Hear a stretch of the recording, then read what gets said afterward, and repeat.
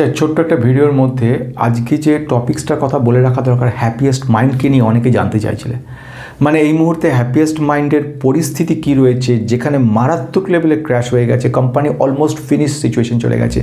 অনেকে যারা এই সময় কিনেছিলে অশোক সুতাকে দেখে, অনেকে ভেবেছিলে এই কোম্পানিটা এলটিআই মাইন্ডট্রি হতে চলেছে, আজকে তাদের অবস্থা কি? খুব সঙ্গীন অবস্থা। তারা শুধু বলছে স্যার এখন কি করব বা পরিস্থিতি কি। অনেকে মুখ পার করে বেজারে বসে রয়েছে, অনেকে ভাবছে যে খুব ভুল কাজ হয়ে গেছে যে এখানে ইনভেস্ট করে। অনেকে বলছে ফ্রড কোম্পানি, এর থেকে তো অনেক বেটার ছিল অন্য কোনো কোম্পানিতে, কি ভুল কাজ যে করে ফেললাম, কি ভুল করলাম, আফসোস করছে সমানে। এর থেকে ফেরার কোনো উপায় আছে কি? এটা ঠিক এমন পরিস্থিতি কোথায় দাঁড়িয়ে রয়েছে, ঠিক এক্স্যাক্ট কী করা উচিত ছিল, কি করলে ঠিকঠাক জায়গায় পৌঁছানো যেত, অথবা মানে এখন কি রয়েছে, যা হয়ে গেছে তো হয়ে গেছে। তো এই ভিডিওটা বলার আগে, this video only for education purpose, no buy sell recommend before investing, please consult yourself for your advisor, past and current guarantee, future performances. Happiest Mind Technology যে কোম্পানির বিজনেসটা যদি না বোঝো, তাহলে শুধুমাত্র প্যানিক হওয়া ছাড়া তোমাদের আর কিছু করার নেই। কোম্পানি কিন্তু জেনারেটিভ এআইয়ের উপরে একটা সুপার কোম্পানি, সুপার, ঠিক আছে। Company logistic, banking, finance, insurance এর ওপরে কাজ করা কোম্পানি। ক্লাউড কম্পিউটিংয়ে একটা স্পেশালাইজড। একাধিক বড় বড় কোম্পানিকে এরা অ্যাকোয়ার করে নিয়েছে, কিনে নিয়েছে, এবং কিছু কোম্পানি টেকনোলজির সঙ্গে জয়েন্ট ভেঞ্চার করেছে, একাধিক। কিন্তু প্রশ্নচিহ্ন এখানে না, প্রশ্নচিহ্ন হচ্ছে প্রফিটেবিলিটি। একটা ছেলের রেজাল্টই তার কিন্তু প্রকাশ। ছেলেটা কত ভালো করলো, পড়াশোনা কত ভালো, কত মেরিটোরিয়াস, সারাদিনে কিছু বই পড়ে না, শুধু পরীক্ষার আগে পাতাটা উল্টে যায় আর পরীক্ষায় একেবারে ফার্স্ট হয়ে যায়, এই সব দিয়ে কাজ হবে না। পরীক্ষায় ফার্স্ট হওয়ার জন্য প্রমাণ করতে হবে। পরীক্ষায় গিয়ে তুমি বসে কোনো রকম সাদা খাতা জমা দিয়ে এলে, কোনো রকমভাবে শুধু বলে দিলে যে এর বেশি কিছু পারবো না, তাহলে পাস করলে না, গোল্লা পেয়ে গেলে। তাহলে এখানে একটাই বক্তব্য, এখন কি করা যেতে পারে। কোম্পানি অনেক কিছুই বুঝলাম, ব্যবসা অনেক বুঝলাম, পসিবিলিটি অনেক বুঝলাম, কিন্তু এখন কি করব? উত্তর রয়েছে তিনটে পয়েন্টের উপর। খুব গুরুত্বপূর্ণ পয়েন্ট তিনটে। বলার আগে নতুন থাকলে একটু সাবস্ক্রাইব করে রাখবেন, বেল আইকনটা প্রেস করবে, কারণ ইনফরমেশনগুলো কিন্তু হারিয়ে যাবে। এইগুলো কিন্তু প্রতিদিনকার বিভিন্ন ইনফরমেশন প্রতিদিন দিচ্ছি। হ্যাপিয়েস্ট মাইন্ড বেসিক্যালি এমন লেভেলের কোম্পানি, যে কোম্পানিটার প্রজেক্ট লেভেল, প্রজেক্ট ম্যানেজার বা প্রজেক্ট ডেলিভারি সিচুয়েশনটা কিন্তু খুব সিরিয়াস মানে ম্যাক্সিমাম ডিপেন্ডেন্ট অন ইউএসএ এবং ইউরোপিয়ান কান্ট্রি। ইউএসএর ওপরে ম্যাক্সিমাম ডিপেন্ডেন্সি, এইটাই এদেরকে একটা খতরনাক জায়গা তৈরি করেছে। অশোক সুতাজি প্রথম যখন এখানে নিজে এই কোম্পানিটা তৈরি করলেন, এবং তার সহযোগী যারা রয়েছে, তারা কিন্তু এলটিআই মাইন্ডট্রির কিছু প্রজেক্টকে নিয়ে কাজ শুরু করলো। এলটিআই মাইন্ডট্রিতে কিন্তু একটা সময় অশোক সুতাজি টপ ছিলেন এবং ওখানের প্রতিষ্ঠাতা তিনি ছিলেন। তারপরে মাইন্ডট্রি এবং এলটিআই যখন জুড়ে গেল, তখন উনি মাইন্ডট্রি থেকে বেরিয়ে এসে উনি নিজে হ্যাপিয়েস্ট মাইন্ডকে তৈরি করলেন। হ্যাপিয়েস্ট মাইন্ডকে যখন উনি তৈরি করলেন, এখানে একটা ব্যাপার তৈরি করলো, অনেকগুলো প্রজেক্টকে উনি সঙ্গে নিয়ে চলে এলেন। এই প্রজেক্টগুলোই কিন্তু হ্যাপিয়েস্ট মাইন্ডের একটা বড় জায়গা তৈরি করছে। বরাবর হ্যাপিয়েস্ট মাইন্ড আমাদের আইটি সেক্টরের company, cloud computing, internet of thing, এগুলোর উপর কাজ করা কোম্পানি। সেই কোম্পানি কিন্তু প্রায় 2-2.5 বছর আগে থেকে আর্টিফিশিয়াল ইন্টেলিজেন্সকে নিয়ে এগোতে শুরু করে দিয়েছে। আর্টিফিশিয়াল ইন্টেলিজেন্সের কয়েকটা গুরুত্বপূর্ণ পয়েন্ট আমি বলবো। প্রথম বলছি generative AI project. Generative AI প্রজেক্টে এই কোম্পানিটা কিন্তু মানে কি বলবো, টপ লেভেলে চলে গেছে, মানে একদম বড় লেভেলে চলে গেছে, যেখানে দাঁড়িয়ে থেকে এইচসিএল টেকনোলজির মতো কোম্পানিকে টক্কর দিচ্ছে। এইচসিএলের স্পেশালিটি হচ্ছে রিজার্ভস বিশাল, কিন্তু টেকনোলজি বাইরে থেকে নিয়ে আসতে হচ্ছে। হ্যাপিয়েস্ট মাইন্ডের টেকনোলজির সঙ্গে আছে, কিন্তু রিজার্ভস খুব সামান্য। এই কারণে এদের মধ্যে একটা হাড্ডাহাড্ডি লড়াই বেঁধে গেছে। এই হ্যাপিয়েস্ট মাইন্ডের ক্লায়েন্টদের সঙ্গে যখন কথা বলা গেছে, ম্যানেজমেন্টের মধ্যে যখন কথা বলেছে, তখন ও দেখেছে ক্লায়েন্টরা প্রচণ্ড খুশি, এবং ওরা ভবিষ্যতেও এই এআই রিলেটেড যে সলিউশনগুলো বের করে দিচ্ছে, তার ওপরে এরা ইন্টারেস্টেড। অর্থাৎ একটাকে আমরা বলছি KBS, knowledge base system. KBS system আমি খুব ইজিলি বলার চেষ্টা করছি, ব্যাপারটা হয়তো জটিলের দিকে চলে যাচ্ছে। ব্যাপার হচ্ছে এলএলএম বলে, আমি আরও সহজ করছি এলএলএম ব্যাপারটাকে নিয়েও, যে আমি একটা প্রথম এই পৃথিবীতে এসেছি, আমি কিছু জানি না, এখানকার ভাষা বুঝি না, কোনো রকম আশেপাশের কিছু বুঝি না, চিনি না। আমাকে শিখিয়ে দেওয়া হচ্ছে এটাকে বাস বলে, এটাকে সাইকেল বলে, এটাকে অটো বলে, এটাকে মানুষ বলে। মানুষ দু পায়ে চলে, কিন্তু বাঘ চার পায়ে চলে, বিড়াল চার পায়ে চলে, কুকুর চার পায়ে চলে, গরিলা কখনো চার পায়ে চলে, কখনো দু পায়ে চলে। এই যে ব্যাপারগুলোকে বোঝানো, ক্যারেক্টারিস্টিক্স তৈরি করা, ইনহেরিটেন্স তৈরি করা, এক একটা দেশের এক এক রকম ভাষা, এক এক ধরনের প্রশ্ন, এক এক ধরনের উত্তর, এইগুলোকে প্রতিদিন শেখানো হয়। শিখিয়ে শিখে একটা স্ট্রং ল্যাঙ্গুয়েজ তৈরি করে। প্রত্যেকের নিজের নিজের LLM বলে এটাকে নিজেরা তৈরি করে নিচ্ছে। এভাবে পুরো সফটওয়্যারটাকে শিখিয়ে দেয় কীভাবে তুমি কাজ করবে।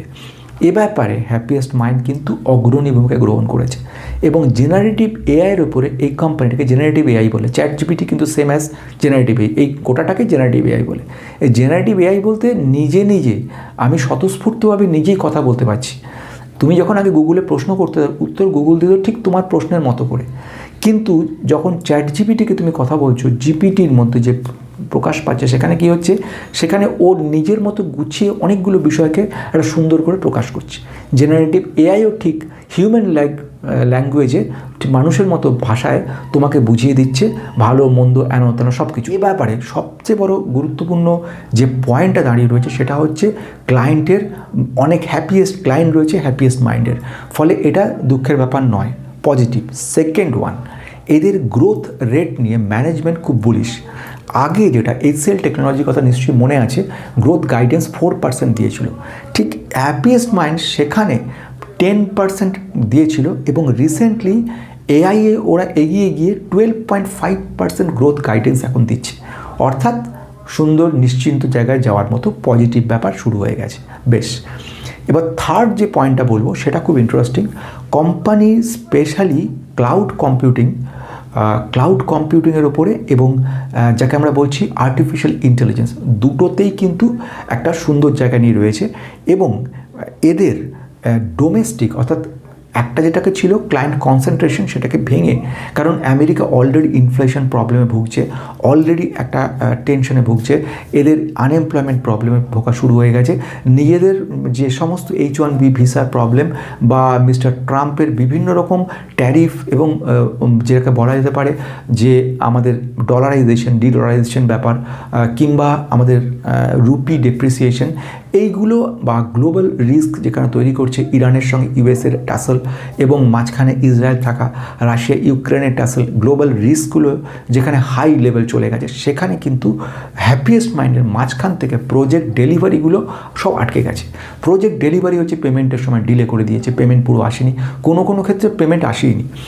এইগুলো আলটিমেটলি নেট প্রফিটে গিয়ে হিউজ লেভেলে ইম্প্যাক্ট ফেলে দিয়েছে। বেশ, সব ক্লিয়ার। ফাইনাল জায়গায় চলে যাচ্ছি, তাহলে এখন কি করা উচিত? এটার থেকে বড় প্রশ্ন আর কিছু নেই। কোম্পানি ফান্ডামেন্টালি বলবো উইক। আমি আবার বলছি, কোম্পানি ফান্ডামেন্টালি উইক। কোনো রকম স্ট্রং ফান্ডামেন্টাল রিজন আমি দেখতে পাচ্ছি না এই মুহূর্তে। কোম্পানির ভ্যালুয়েশন হাই চলে গেছে, গ্রোথ রেট পড়ে গেছে, ক্যাশ ফ্লো স্টেটমেন্টের মধ্যে রিসিভেবলস বেড়ে গেছে, ইনভেস্টিং অ্যাক্টিভিটি এবং নেট ক্যাশ ফ্লোর মধ্যে একটা নেগেটিভিটি দেখা যাচ্ছে। এবারে ব্যালেন্স শিটে ঋণের পরিমাণ বেড়ে গেছে। এইরকম পরিস্থিতির মধ্যে দাঁড়িয়ে থেকে গত কোয়ার্টার, তার আগের কোয়ার্টারে প্রোমোটাররা কিছুটা পরিমাণ হলেও সেল করেছে, যেটা ইনভেস্টরের মনে একটা ধাক্কা লেগেছে, যার ফলে ইনভেস্টরের বিশ্বাসযোগ্যতা হারিয়ে গেছে। তারা একটা বড় লেভেলে সেল করেছে। ফরেন ইনস্টিটিউশনাল ইনভেস্টর তারা কিন্তু এই কোম্পানি থেকে অলমোস্ট এক্সিট করার সিচুয়েশনে চলে যাচ্ছে, সেল করে যাচ্ছে, নট ফুললি এক্সিট, একটা সিচুয়েশন চলে গেছে। এইগুলো হচ্ছে আলটিমেটলি কোম্পানিকে নেগেটিভিটি তৈরি করে দিয়েছে। তাহলে এখন কেনা উচিত নতুন? নো। কেন নো? তার প্রথম কারণ হচ্ছে কোম্পানি প্রচণ্ড রিস্কের মধ্যে চলছে। এই অবস্থায় নতুন কেনার কথা ভাবাটাই যায় না। কোম্পানি যে কী অবস্থা হতে পারে আগামী 2-3 কোয়ার্টারের মধ্যে কেউ জানে না। যেখানে এআইয়ের ওপরে সকলে ভয় পাচ্ছে বা এমন ভাবছে যে কি করা যেতে পারে, সেখানে এই কোম্পানিটা কিন্তু এআইকে নিয়ে এগোচ্ছে, গ্রোথ ভালো রয়েছে, কিন্তু এআইয়ের যে প্রোডাক্টিভিটি, মানে সবাই এআইয়ের উপরে চাপাচ্ছে, ইনভেস্ট করছে মিলিয়নস অফ ডলার্স, কিন্তু রেজাল্ট কী আসছে? ইভেন বিলিয়নস অফ ডলার বললে আর ভালো হয়, $100 বিলিয়ন ইনভেস্ট করেছে কতগুলো কোম্পানি, ChatGPT, আদার্স কোম্পানিগুলো মিলে, এটসেট্রা। তো এখন এখানে এআইয়ের প্রোডাক্টিভিটি আস্তে আস্তে আরও 2 কোয়ার্টার লাগবে। এই 2 কোয়ার্টার পর্যন্ত অবজার্ভ করাটা উচিত। যারা কিনে নিয়েছে এবার তারা কি করবে? তারা কোনো মতেই কিন্তু লসে বুক করা উচিত না। This my conviction. আমি আমার সম্পূর্ণ নিজস্ব ব্যক্তিগত মতামত অনুযায়ী মনে করি কোম্পানিতে এখনই সেল করার মতো নয়। হ্যাঁ, হয়তো লসে সেল করতে হতে পারে, আমি স্টিল বলবো লসে সেল করার মতো সিচুয়েশন নয়। প্রফিটে সেল করার মতো সিচুয়েশন নো, প্রফিটেও সেল করতে না করছি। কেন না? কারণ কোম্পানির একটা টার্ন ওভার রয়েছে, কোম্পানি একটা টার্ন নেবার ক্ষমতা রয়েছে, কোম্পানি একটা ম্যাজিক দেখানোর মতো সিচুয়েশন এখনও রয়েছে বলে আমি মনে করি। যে কারণের জন্য এই মুহূর্তে আমার কাছে এই কোম্পানিটা কিন্তু একটা চ্যালেঞ্জ। এই কোম্পানি কখনো আমি মনে করি না কোম্পানি একটা ফেল কোম্পানি ফিউচারে গিয়ে আমাদেরকে প্রবলেমে ফেলবে, আমি মনে করি না। আমি মনে করি কোম্পানি দুটো পয়েন্ট ঠিকঠাক যদি করতে পারে, একটা হচ্ছে নেক্সট কোয়ার্টার রেজাল্ট ভালো দেখানো, সেকেন্ড ওয়ান অর্ডার বুকটাকে একটু স্ট্রং যদি করে ফেলতে পারে, ইনক্লুডিং ডোমেস্টিক অর্ডার কিছু আনতে পারে ইন্ডিয়ার, তাহলে এই কোম্পানি একটা টার্নিং ব্যাক করে যাবে এবং রিটার্ন যেটা দেবে, রিটার্ন একটা সিরিয়াসলি ভালো একটা জায়গায় তৈরি করে দিতে পারে আমাদেরকে। অনেক কিছু ভালো এক্সপেকটেশন নিয়ে শেষ করছি।